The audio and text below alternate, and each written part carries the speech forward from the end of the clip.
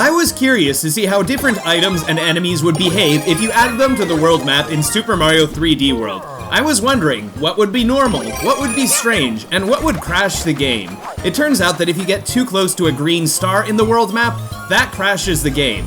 Power-ups look like they work fine, right? If you get a mushroom, you become big. If you get a bell, you become Cat Mario. A fire flower gives you the fire flower power-up. But the strange thing is that your previous power-up doesn't get stored in this circle here where it normally gets stored when you get a second power-up. And the really strange thing is that these power-ups that you collect in the world map don't carry over to actual levels. So if you're Little Mario and you get a power-up in the world map, and then you enter a level, you're still Little Mario once the level starts. And when you exit the level, you're Little Mario again, of course, because you were Little Mario in the level.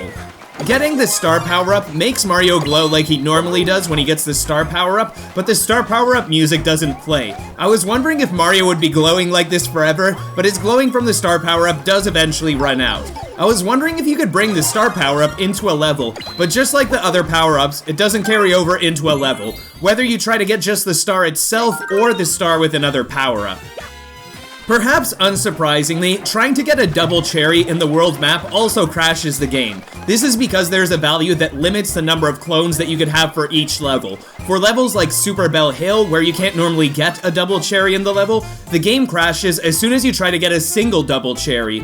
But you can edit this value to have up to 5 total Marios, and then when you try to get a 6th Mario, the game crashes. If you edit this value to be higher than 5 to try to allow more than 5 clones into this level, then the game crashes when you try to load the level. I wanted to see if we could get any double cherry clones in the world map, and I looked through the stagelist.byml file, and I didn't see a way to edit the max double cherries that you can use on the world map. Which makes sense because the game developers have no reason to make the world map handle you getting double cherries because there are no double cherries that you could collect in the world map. I wanted to test checkpoint flags and goal flags, but they wouldn't appear in the world map when I added them. And I pointed this out before, but look at Plessie's eyes in Spotlight!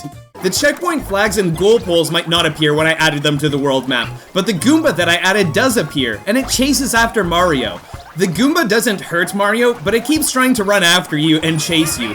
You can't shoot fireballs or use cat swipes in the world map to hurt the Goomba, but I was wondering what would happen if you got a star power-up and walked into the Goomba. And that is actually something that you could do to defeat the Goomba. Bowser Jr. doesn't appear, and if we try adding Fury Bowser, then the game just crashes. I added Prince Bully, and he started chasing after Mario, and he actually shot a fireball out at Mario, and I was worried that it might hurt Mario, but I burst out laughing when I saw the fireball defeat the Goomba, and the game crashed after that.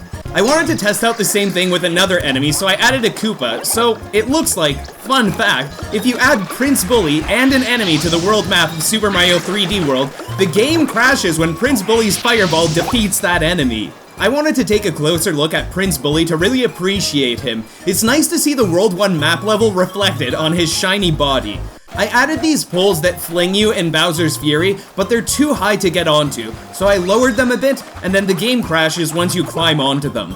I tried adjusting some of the values of this pole to see if that would make it work in the game, and I was able to jump onto and off of the pole quickly, but if I held on for too long, the game would still crash.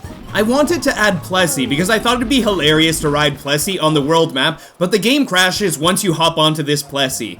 I tried giving Plessie a goal destination object like what I did in my custom level where I made the level Plessie's Plunging Falls backwards, but that didn't work in the world map unfortunately. I added some extra time, and when you collect this, you get plus 100 time, which is kind of funny since there's no time in the world map. I was curious about if dash panels would give you a boost in the world map, but nothing happened when Mario walked over them. I put the mushroom that makes you giant into a box, hoping that we'd get to see a giant character on the world map. But when you hit this box before the mushroom even spawns, the game crashes. 1-up mushrooms, however, do work fine, and as you can see by the number of lives, collecting 1-ups does increase Mario's life counter. These P-switches are a bit difficult to step onto with your low jump height in the overworld, but you can link a P-switch to a warp box, and both will work just fine in the overworld map. I was curious to see what would happen if a warp box made you fall off of the map, and it works really similarly to other games like Paper Mario the Origami King, where if you fall out of bounds, it respawns you in a set location. In this specific case, you're spawned back at the beginning of World 1. I was wondering just how high up the warp boxes can take you, And here's what I saw.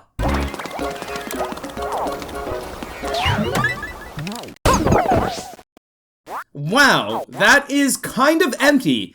The music stops and the background is all black. And why is there a retro Luigi up here? I burst out laughing when I saw this, and as Mario started falling closer and closer to the world, I realized that that retro Luigi is actually one that's only a bit farther up from where we are, and we don't have a random retro Luigi floating up far above the level somewhere. I tried going into this other warp box that should have brought me high above the earth here, but it was just dark, and Mario kept falling in silence. And suddenly, he appeared back at the start of World 2, which is similar to what happens if you fall off the map at World 1. It respawns you back at the beginning of the world that you were just on. It's really cool that the game developers added a feature that brings you back to the map if you fall off of it far enough, and it's really interesting to see how different games handle something like this, because in some games it is possible to fall off of the map by using glitches. Let's see what happens if you put a warp box far below the level. Let's go into this warp box. I have to see that again because that was quick.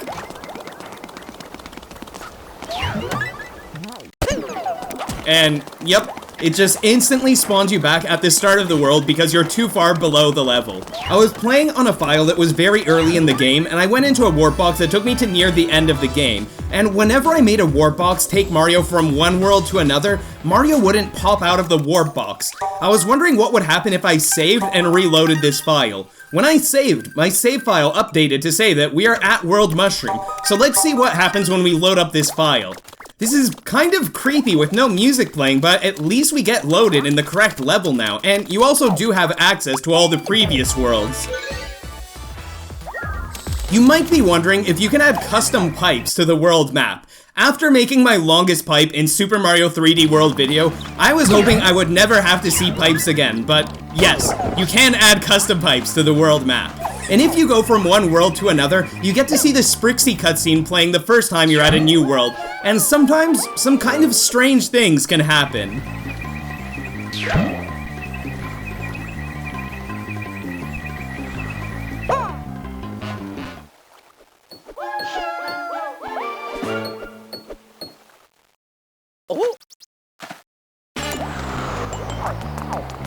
My last video was about replacing the first level of the game, Super Bell Hill, with the world map. So here is the opposite of that, replacing the world map with Super Bell Hill. I made the level a bit lower than normal so you can take a step into this pool here and enjoy the water.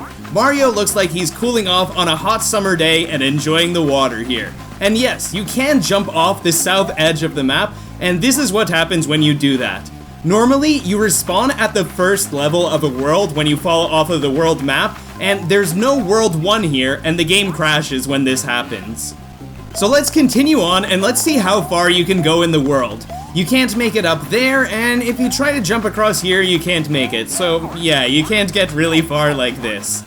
I think this would be some really unique gameplay if I added some blocks here and I turned this into an actual playable platformer level. What do you guys think about that? If you'd be interested in seeing that, let me know in a comment if you think this is a good idea. I've also tested some other enemies, items, bosses, parts of levels, mini-bosses, and a lot of stuff crashes the game because they're not meant to be used in the world map. If there's anything in particular that you'd like to see, you could let me know in a comment on this video, and if there's something that I haven't tested before, and it ends up being something funny, you can follow my Twitter to see small updates and quick clips like this that I post.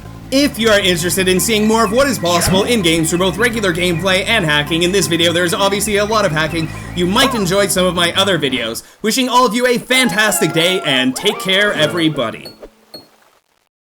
Oh!